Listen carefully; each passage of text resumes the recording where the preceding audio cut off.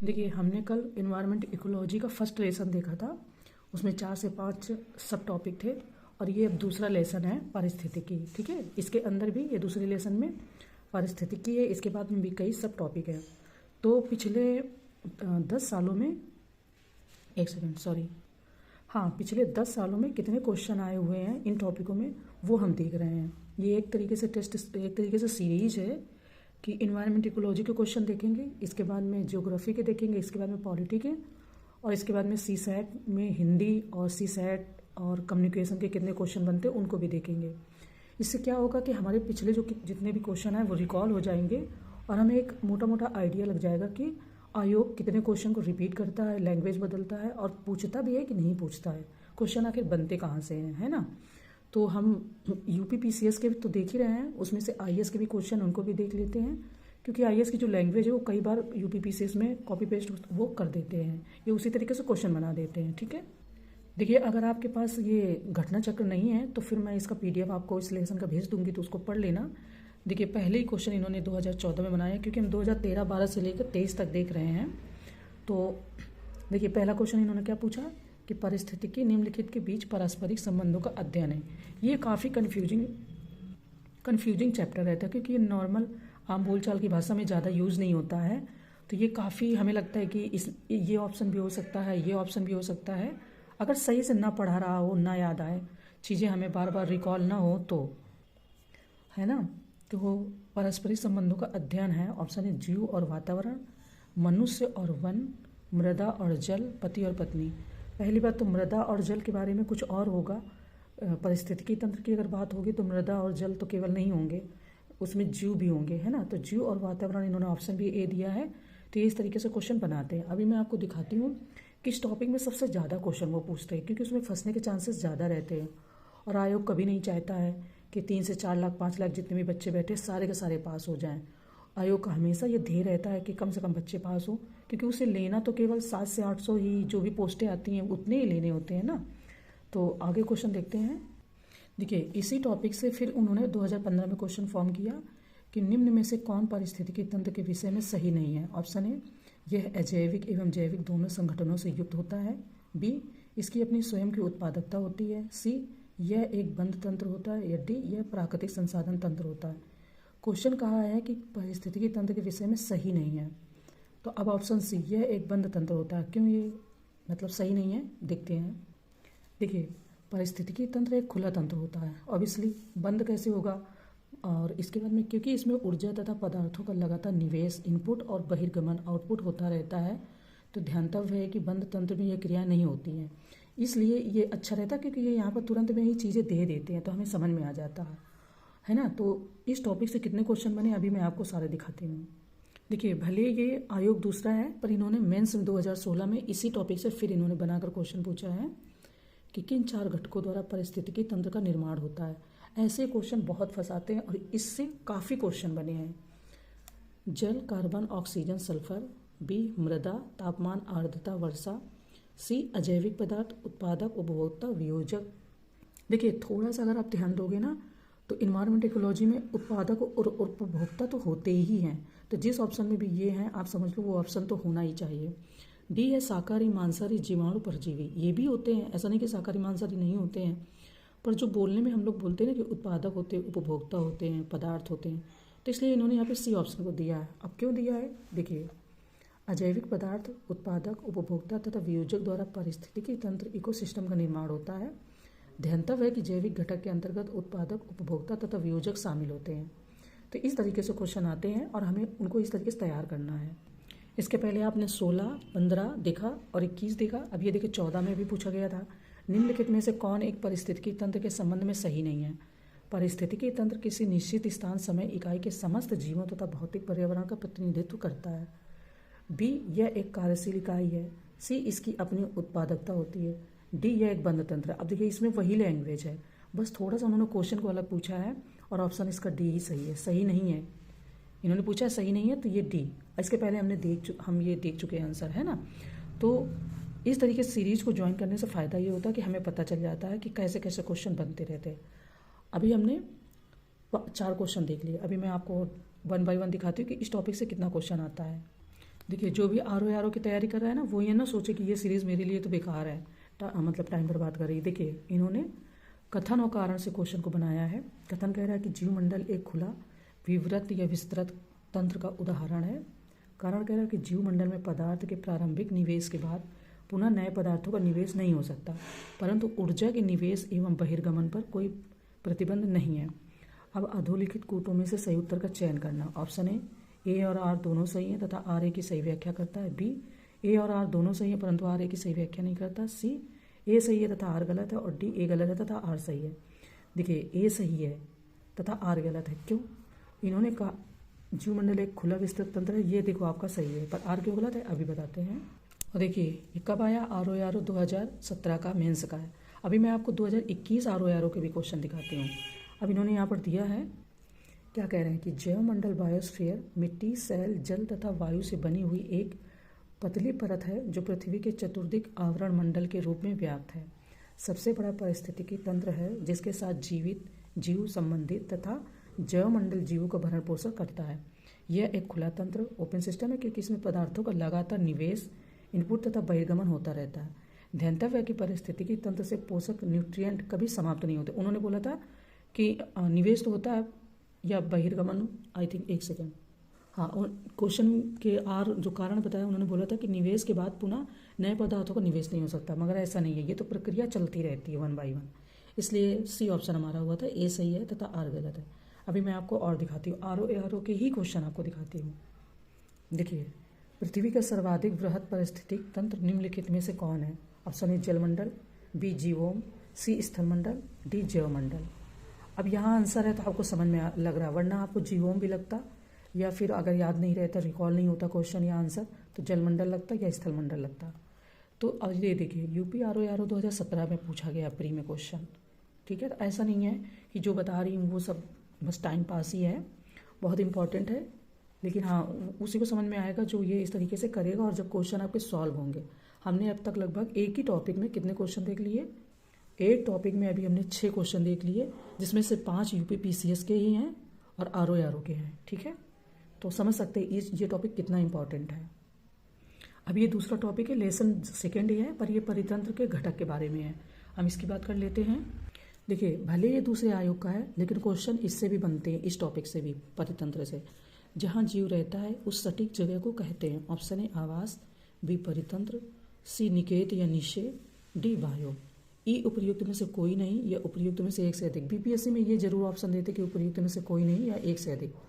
अभी तो आपको लग रहा है कि आवास है क्योंकि ऑप्शन यहाँ पे दिख गया, लेकिन कई बार लगता है कि परितंत्र भी हो सकता है या बायोम हो सकता है। अब इसका एक्सप्लेनेशन देख लेते हैं। किसी प्रजाति विशेष के पौधों या जीवों या अन्य जीवधारियों के रहने की सटीक जगह, एक्चुअल लोकेशन, आवास, हैबिटेट कहलाता है, ठीक है। अभी और दिखाते हैं इस टॉपिक से कितने क्वेश्चन बनते हैं। देखिए आपको पीछे नहीं रहना है, ये IAS का क्वेश्चन है 2015 का, लेकिन ये लैंग्वेज इस तरीके से बनाते हैं कि बच्चा फंस जाए। क्वेश्चन क्या है कि निम्नलिखित में से कौन सा एक परितंत्र इकोसिस्टम शब्द का सर्वोत्कृष्ट वर्णन है, ठीक है। आगे देखते हैं। देखिए ऑप्शन ए कह दिया, एक दूसरे से अन्योन क्रिया करने वाले जीवों, ऑर्गेनिज्म का एक समुदाय। सेकंड क्या बोल रहे हैं?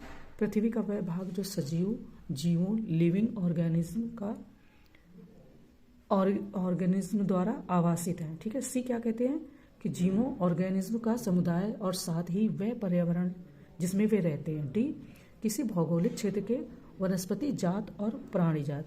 अब ये कह रहे हैं इसमें से कौन सा मतलब उसका बेहतर उदाहरण है, तो सी उदाहरण है, सी ऑप्शन है। क्यों? देख लेते हैं। ऑप्शन ये है, किसी क्षेत्र के सभी जीवधारी तथा वातावरण में उपस्थित अजैव घटक संयुक्त रूप से परितंत्र इकोसिस्टम का निर्माण करते हैं। परितंत्र जैविक व अजैविक घटकों से मिलकर बनी हुई एक रचना होती है, ठीक है। ये इन्होंने ऑप्शन में दिया है, बहुत इंपॉर्टेंट है एक तरीके से। देखिए तो हम एक एक लेसन करके कर रहे हैं क्वेश्चन, अगर एक साथ पूरा करेंगे तो वीडियो भी लंबा हो जाएगा और एक बार में ना 15 से 20 मिनट पढ़ने में एनर्जी अच्छी रहती है। ज़्यादा लंबा लेंथी वीडियो पढ़ने से फिर ना उबासी सी आती और चीज़ें समझ में नहीं आती। तो देखिए इन्होंने यूपी PCS प्री 2017 में क्वेश्चन आया, अधोलिखित में से कौन सा जीव से जैव मंडल तक जैविक संगठन का सही क्रम है। अब इस तरीके से जब दे देते हैं तो हमें थोड़ी सी कन्फ्यूजन होती है। यहाँ इन्होंने जनसंख्या, फिर पारिस्थितिक तंत्र, फिर समुदाय, फिर भूदृश्य, सेकंड में भूदृश, समुदाय, पारिस्थितिकी तंत्र, फिर जनसंख्या। सी में जनसंख्या, समुदाय, पारिस्थितिकी तंत्र, भूदृश। डी जनसंख्या, भूदृश, समुदाय, पारिस्थितिकी तंत्र। देखिए जब कोई जनसंख्या होगी, जनसंख्या समुदाय का रूप लेती है, फिर समुदाय में बहुत सारे समुदाय के भिन्न भिन्न जातियों के प्रजातियों की चीज़ें होती हैं, मतलब जीवित वृक्ष होते हैं, लोग होते हैं, जानवर होते हैं, वो मिलकर सब एक पारिस्थितिकी तंत्र बनाते हैं और फिर भूदृश। तो सी ऑप्शन यहाँ पर इन्होंने आंसर सही दिया और सेम मतलब इसका एक्सप्लेनेशन भी दिया है। देखिए जैसा कि मैंने अपने आइडिया से जो मैंने पढ़ा है, जो मुझे चीज़ें समझ में आई थोड़ी बहुत, जो मेरे सर ने मुझे बताई हैं, तो देखिए वैसा ही इन्होंने मतलब डायग्राम से भी बता दिया है। जनसंख्या समुदाय का रूप लेती है, फिर उसमें कई सारे समुदाय भिन्न भिन्न होते हैं, फिर ये निश्चित क्षेत्र या दृश या भूदृश का रूप लेती है ना। तो इस तरीके से आगे नेक्स्ट क्वेश्चन देखते हैं। अभी MPPCS का प्री का एग्ज़ाम हुआ है, उसको आप जरूर देखिएगा, एनालाइज करिएगा। और झारखंड RO करके एक एग्ज़ाम हुआ है, उससे क्या होता है कि ट्रेंड पता चलता है और बहुत हेल्प भी मिलती है। मैं कोशिश करती हूँ ज़्यादा से ज़्यादा ऐसी चीज़ें बताने की जो आपको बहुत हेल्प करें, है ना। हालांकि ये झारखंड का है क्वेश्चन, झारखंड आयोग ने 2013 में पूछा, पर थोड़ा सा बस समझने के लिए ठीक है कि निम्नलिखित में से कौन सा एक कृत्रिम परितंत्र है। कृत्रिम मतलब ऐसा जो व्यक्तियों द्वारा, मनुष्यों द्वारा बनाया जाए, है ना। तालाब आप देखोगे अपने आप भी बहुत सारी जगह पर बन जाते हैं, बहुत सारे लोग उनको तालाबों को नष्ट कर रहे हैं तो फिर से बनाए जा रहे हैं, वो एक अलग बात है, बट तालाब बन जाते हैं। वन भी आपको पता है बन जाते हैं। थर्ड इन्होंने दे दिया उपयुक्त में से कोई नहीं। बी जो दिया खेत, अब थोड़ा सा ही समझोगे तो खेत व्यक्ति बनाते हैं, है ना, जमीन को करके, मतलब उर्वर बढ़िया खेत बनाने के लिए कि मिट्टी आके अच्छी, तो उसको खेत का रूप में ढाल दिया जाता है। नेक्स्ट क्वेश्चन देखते हैं।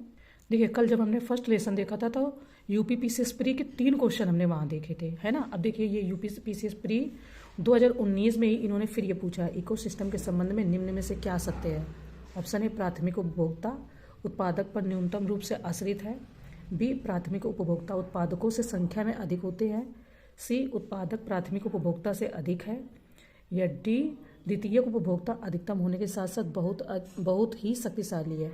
समझने वाला क्वेश्चन है ना। क्यों? क्योंकि ये ऐसे फैक्ट हैं जो आपको लगेगा कि नहीं ये भी हो सकता है, ये भी हो सकता है। सी में देखिए इन्होंने बताया कि उत्पादक प्राथमिक उपभोक्ता से अधिक है। ठीक है, क्यों? देखो क्या कहा इन्होंने कि पारिस्थितिक तंत्र में प्रत्येक पोषण स्तर से आगे बढ़ने पर ऊर्जा का ह्रास होता है। जब आप इकोनॉमी या इकोलॉजी पढ़ोगे पारिस्थितिक तंत्र में तो ये चीज़ आपको समझ में आएगी। और पारिस्थितिक तंत्र उत्पादकों की संख्या प्राथमिक उपभोक्ताओं शाकाहारी से अधिक होती है तथा पारिस्थितिक तंत्र में शाकाहारियों की संख्या मांसाहारियों से अधिक होती है ना। तो ये उन्होंने पूछा है। और देखते हैं कि आयोग ने कितना इससे बनाया, कितने क्वेश्चन फॉर्म किए हैं। देखिए 2019 में वो क्वेश्चन हमने पढ़ा, इसको 2021 में बनाया। हालांकि इसको कथन कारण में बनाया है। पारिस्थितिक तंत्र के विविध अवयव आपस में एक दूसरे पर निर्भर नहीं है, कारण मानव क्रियाओं से वातावरण प्रभावित होता है। तो नीचे दिए गए कोर्स से सही उत्तर का चयन करना है। ठीक है, देखिए आंसर इन्होंने दिया है ए गलत है किंतु आ सकते हैं। मानव क्रियाओं से वातावरण प्रभावित होता है, ये तो सही है। पर इन्होंने दिया कि पारिस्थितिक तंत्र के विविध अवयव आपस में एक दूसरे पर निर्भर नहीं होते हैं। निर्भर तो होते ही हैं, शाकाहारी बहुत सारे होते हैं जो साग भाजी इन सब पे निर्भर होते हैं, मांसाहारी भी निर्भर होते हैं, है ना। तो ऐसा कैसे हो सकता है? ये 2021 में देखिए आया क्वेश्चन। अब ये इसके बारे में इन्होंने दे दिया है यहाँ पर, है ना। देखिए और कब बना है क्वेश्चन, देखिए 2016 में भी इससे बना है। निम्नलिखित में से कौन कृत्रिम पारिस्थितिक तंत्र है? धान का खेत, वन, घास का मैदान, झील। अब यहाँ पर थोड़ा इन्होंने बदला है कि धान का खेत है, तो ये कृत्रिम ही ना। अब इसके पहले हमने देखा कि कृत्रिम क्या है, खेत है, यहाँ पर दे दिया है धान का खेत, है ना। तो इस तरीके से बस थोड़ी थोड़ी लैंग्वेज का चेंजमेंट करते हैं। 14 में भी क्वेश्चन बनाया इन्होंने। निम्नलिखित में से कौन एक विश्व का विशालतम पारिस्थितिकी तंत्र है? ऑप्शन ए समुद्र, घास के मैदान, वन, पर्वत। अब समुद्र ज़्यादा से ज़्यादा होगा क्योंकि समुद्र तो विश्व में सबसे ज़्यादा ही है ना। देखिए फिर कितने बने। ये टेस्ट सीरीज अटेंड करने से यही फ़ायदा है कि हमें चीज़ें रिकॉल हो रही हैं और पूछने का तरीका क्या आयोग का चेंजमेंट करता है कि नहीं, किस टॉपिक पे ज़्यादा वो क्वेश्चन बनाते हैं, उनकी नज़र किधर है ना, थोड़ा सा आइडिया मिल जाता है। देखिए आपने 14 देखा, 16 देखा, 18, 19 देखा, ये देखिए 18 में फिर है क्वेश्चन। देखो ऊपर 14 में उन्होंने पूछा कि सबसे विशालतम कौन सा है। अब इन्होंने क्वेश्चन को क्या बोला है, मतलब कैसे फॉर्म किया कि सबसे अधिक स्थिर पारिस्थितिकी तंत्र कौन सा है? ऑप्शन है सागरीय महासागर, बी वन, सी पर्वतीय, डी मरुस्थलीय। ये 2018 वाला है। अब देखिए उन्होंने थोड़ा सा बदला है। ऑप्शन है सागरीय महासागर पारिस्थितिकी तंत्र सबसे अधिक स्थिर पारिस्थितिकी तंत्र है। इसके पहले क्या पूछा था कि विशालतम कौन सा है, उसमें भी महासागर थे।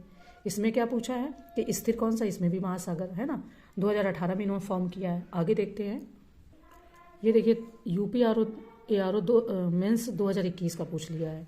निम्नलिखित में से कौन एक स्थलीय पारिस्थितिकी तंत्र का उपभाग नहीं है? ऑप्शन है पर्वत पारिस्थितिकी तंत्र, बी सागरीय पारिस्थितिकी तंत्र, सी निम्न स्थलीय पारिस्थितिकी तंत्र, या डी अर्ध शुष्क पारिस्थितिकी तंत्र। ठीक है, अब गेस करिए, इसका भी आंसर वही है। इन्होंने बोला है कि पारिस्थितिकी तंत्र का उपभाग नहीं है, सागरीय पारिस्थितिकी तंत्र। प्रकृति में पारिस्थितिकी तंत्र को 2 प्रमुख श्रेणियों में विभाजित किया जाता है, वे स्थलीय एवं जलीय तंत्र कहलाते हैं, है ना। और देखिए आरओ में मैंने बोला ना, ऐसा नहीं कि आरओ में क्वेश्चन इससे नहीं आते हैं। ये यहाँ पर टॉपिक चेंज हो रहा है, पारिस्थितिकी असंतुलन क्यों होते हैं, असंतुलन उसके बारे में इन क्वेश्चन बने हैं। ये देखिए यूपी LDA प्री 2013 में आया, निम्न में से कौन सा एक पारिस्थितिकी संतुलन बनाए रखने में मदद नहीं करता? ऑप्शन है वनों को काटना, बी वन रोपण, सी वर्षा जल प्रबंधन, या डी जैवमंडल भार। ये थोड़ा सा गेस करेंगे तो सही हो जाएगा। वनों को काटना ही तो असंतुलन मतलब संतुलन बनाए रखने में मदद नहीं करता है, क्योंकि वनों को तो नहीं काटना चाहिए ना, तो उसका बना दिया क्वेश्चन, है ना। देखिए यूपी ARO 2014 में पूछा गया, निम्नलिखित में से किस कार्य से पारिस्थितिकी संतुलन बिगड़ता है? लकड़ी काटना, सामाजिक वन की, सी वन महोत्सव, डी वन रोपण। अब असंतुलन का टॉपिक है तो असंतुलन के बारे में क्वेश्चन ही बनेंगे। फिर इसमें देखिए लकड़ी काटना, वनों को काटना, ये असंतुलित करते हैं, है ना।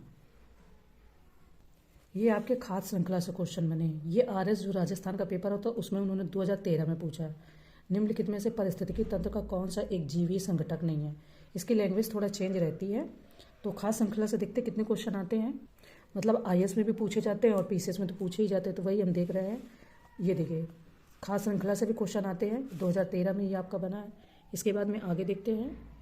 अब IS की यही एक सबसे बड़ी बात है कि ये लैंग्वेज बहुत अलग तरीके से यूज़ करते हैं, जो हर किसी को तुरंत वहाँ पे फंसा दे।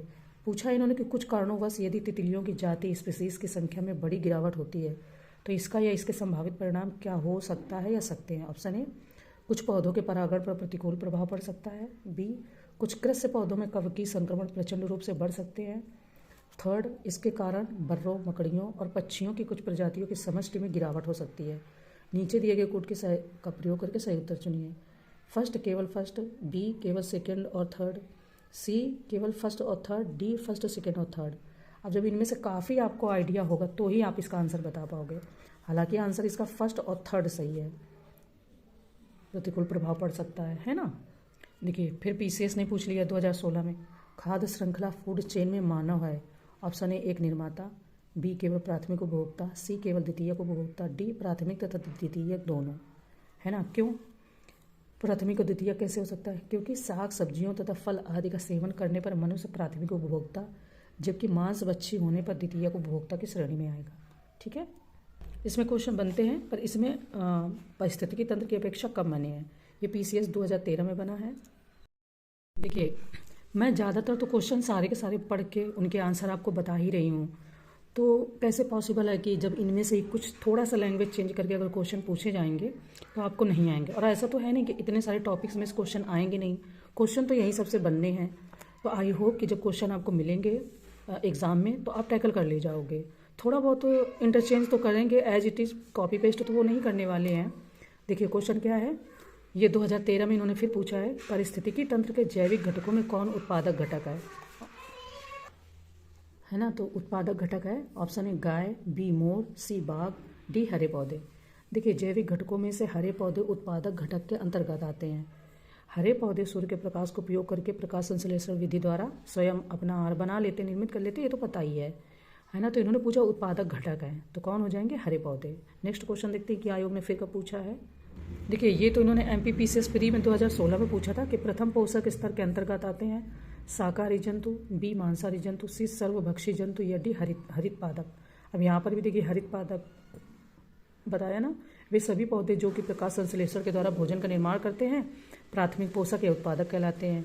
हालांकि ये MPPCS का पूछा है। अब हम अपने उसमें RO में देखते हैं कि देखिए RO में 2017 में इन्होंने पूछा है, जैविक एवं अजैविक घटकों के मध्य बिचौलिया का कार्य करते हैं। ऑप्शन ए परजीवी, बी वियोजक, सी उत्पादक, डी उपभोक्ता। होना तो यहाँ पर ये चाहिए था कि वे सभी पौधे जो कि प्रकाश संश्लेषण के द्वारा भोजन का निर्माण करते हैं उत्पादक कहलाते हैं, पर यहाँ पर शायद आंसर को थोड़ा सा इन्होंने मतलब बी एवं सी होना चाहिए था। तो अब इस तरीके से इन्होंने वो नहीं बनाया था, ऑप्शन नहीं बनाया था, तो फिर इसको यहाँ से हटा दिया गया था। हालांकि क्वेश्चन तो फॉर्म किया गया है ना, हरे पौधों के बारे में, उत्पादक के बारे में, प्राथमिक उपभोक्ता के बारे में, तो क्वेश्चन तो आते ही हैं, कम आते हैं पर इससे आते हैं। देखिए 2016 में आर में क्वेश्चन उन्होंने बनाया, मेंस में, सॉरी 17 में ही यूपी आर प्री में। देखिए पहले ये प्री में आया था, फिर इसके बाद उन्होंने मेंस में पूछा। प्री में क्या पूछा है, द्वितीयक उत्पादकता का संदर्भ पर पोषी विषम पोषणज स्तर के उत्पादन से उपरोक्त में से सही कथन है। ऑप्शन ए केवल फर्स्ट, बी केवल सेकंड, सी फर्स्ट तथा सेकंड दोनों, डी ना तो फर्स्ट ना ही सेकंड। अब इसका भी आंसर देख लेते हैं। आंसर तो हालांकि सी है, यानी फर्स्ट और सेकंड दोनों है, लेकिन थोड़ा सा आइडिया ले लेते हैं। और ये यहाँ पे इन्होंने दिया है, पारिस्थितिकी तंत्र में जैविक संगठनों को 2 प्रमुख भागों में विभाजित किया जाता है, स्वपोषित संगठक और परपोषित संगठक, है ना। तो क्वेश्चन बनते हैं और आर में आराम से बनते हैं, पीसीएस में तो बनते ही बनते हैं।